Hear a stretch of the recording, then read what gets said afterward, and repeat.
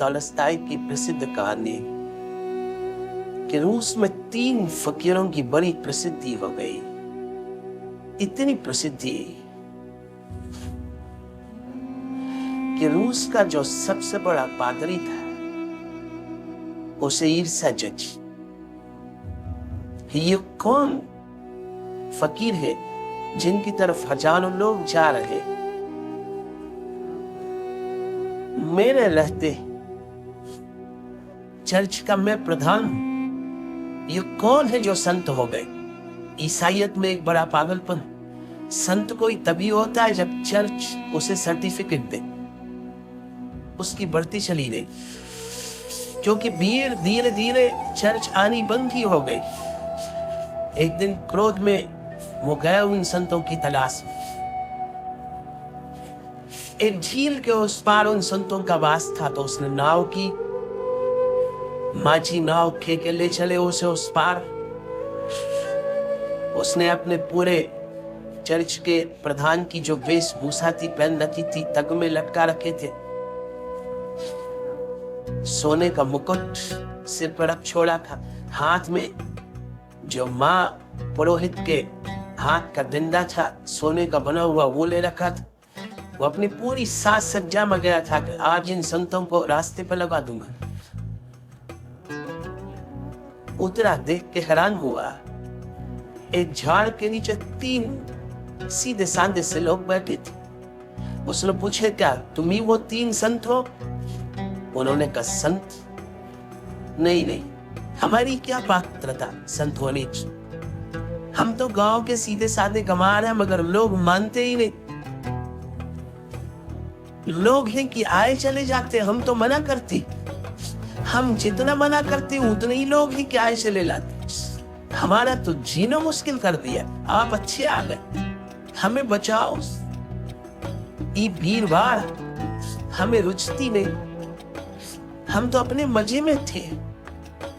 ये कैसे लोगों में खबर पहुंच गई? ये किसने खबर पहुंचा थी?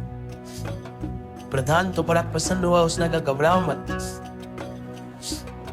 लेकिन तुम करते क्या हो यहाँ बैठे बैठे? उन्होंने कहा, और क्या करेंगे, प्रार्थना करते। बाइबल कहाँ है? वो तीनों एक दूसरों की तरफ देखने लगे। उन्होंने कहा, क्षमा करें, हमें पढ़ना नहीं आता। सो बाइबल हम रख के भी क्या करेंगे? तब तो पुरोहित और भी प्रसन्न हुआ कि जिन्हें बाइबल भी पढ़ना नहीं आता ये कैसे संत हो सकते? मटिया मैट कर दूंगा इनका, दियो को वापस चर्च आना पड़ेगा। तो उसने कहा, फिर तुम्हारी प्रार्थना क्या है? तुम कहते हो प्रार्थना करते हो, प्रार्थना क्या करते हो? वे तीनों नीचे देखने लगे जमीन की तरफ। पुरोहित ने कहा, बोलते क्यों नहीं, शर्माते क्यों हो? उन्होंने कहा, बाप से कैसे कहें, बड़ा संकोच लगता है। असल में हमें प्रार्थना भी नहीं आती, क्योंकि जो चर्च के द्वारा स्वीकृत प्रार्थना है बहुत लंबी है और कठिन।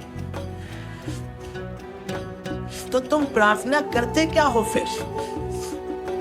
डरो मत, बोलो, मैं तुम्हें क्षमा कर दूंगा और क्षमा करवा दूंगा। उन्होंने कहा, आप नहीं मानते तो मजबूरी है।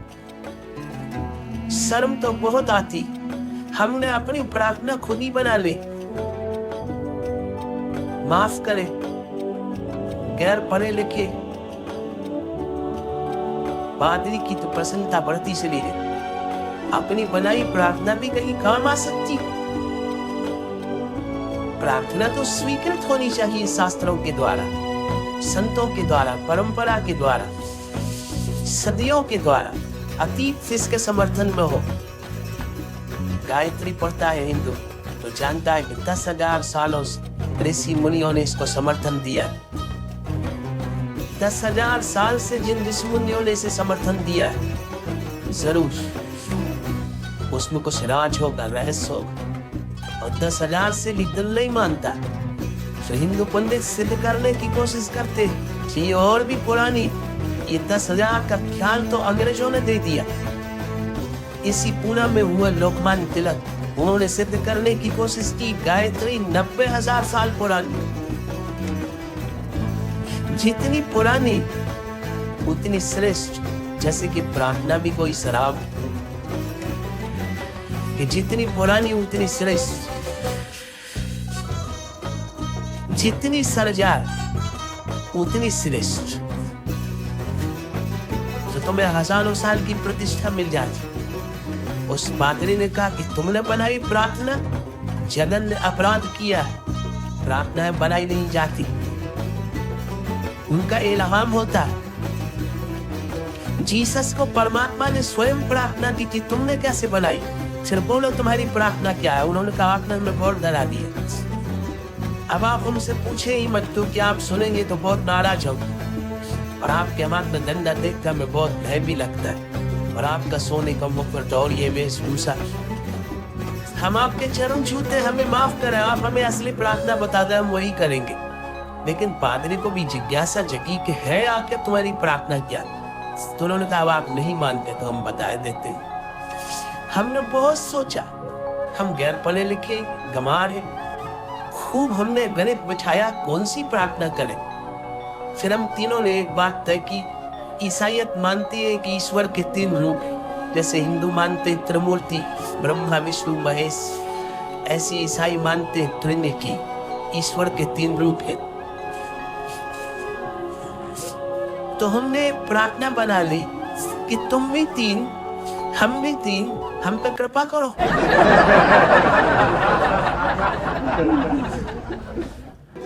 गंभीर पादरी को भी हंसी आ गई। उसने कहा तो भी प्रार्थना दी, बहुत प्रार्थनाएं सुनी, ये कोई प्रार्थना हुई कि तुम भी 3, हम भी 3, हम पे कृपा करो। You are 3, we are 3, have mercy on us, ये कोई प्रार्थना? खुश हुआ, इनको रास्ते पे लाऊंगा। उनको असली प्रार्थना बताई, चर्च की स्वीकृत प्रार्थना, लंबी प्राचीन भाषा में लिखी गई।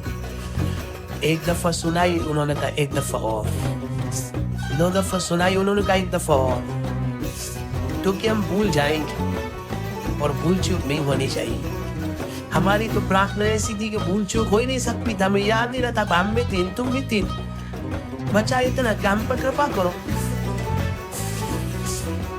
इसमें भूलने का कोई उपाय नहीं था, इसको हम नींद में सपने में भी दोहराते। इतनी सी बात ही तो याद रखनी थी कि तुम भी 3, हम भी 3, हम पर कृपा करो। और बचा भी क्या, सब आ गया था इसमें। लेकिन आपकी प्रार्थना लंबी, तीसरी बार भी सुनी। उस पादरी ने कहा घबराओ नहीं, कभी कभी चर्च भी आया करो, धीरे धीरे तुम्हारा जीवन सुधर जाएगा। वो बड़ा खुश के उपद्रव मिटाया, अपनी नाव में सवार होकर झील से चला। बीच झील में नाव पहुंची होगी कि माझी भी हैरान हुए, पादरी भी हैरान हुआ। वो तीनों फकीर झील के पानी पर दौड़ते हुए चले आ रहे। उनको पानी पे चलते देख के तो पादरी सांस बंद हो गई। ये चमत्कार तो सिर्फ जीसस ने किया था, पानी पे चलना। वो तीनों भागते चले आ रहे थे, बदहवास, पसीना पसीना, आके एकदम किनारे पर खड़े हो गए। नाव के कारों के एक दफा और प्रार्थना दोहरा दिया। हम तो भूल ही गए, हमें तो झगड़ा हो गया। ये कहता है इस तरह शुरू होती, मैं कहता हूँ इस तरह शुरू होती, वो कहता उस तरह शुरू होती। आपने और विभूषण खड़ी कर दी। अब हम विवाद करें कि प्रार्थना करें? पादरी की आंखें खुली, जो कोलनेस, उसने उन तीनों के चरण छुए, कहा मुझे माफ कर दो, तुम्हारी प्रार्थना ठीक थी क्योंकि सुन ली गई, मेरी प्रार्थना गलत थी क्योंकि अभी तक सुनी नहीं गई। मैं पानी पे नहीं चल सकता, ये मेरा साहस नहीं। मैं पानी पे पैर नहीं रख सकता, ऐसी अभी मेरी श्रद्धा नहीं। तुम वापस जाओ, मैंने जो कहा था बिल्कुल भूल जाओ। असल में आज से मैं भी यही प्रार्थना करूंगा जो तुम करते थे। तुम्हारी प्रार्थना जीत गई है, मेरी प्रार्थना हार गई।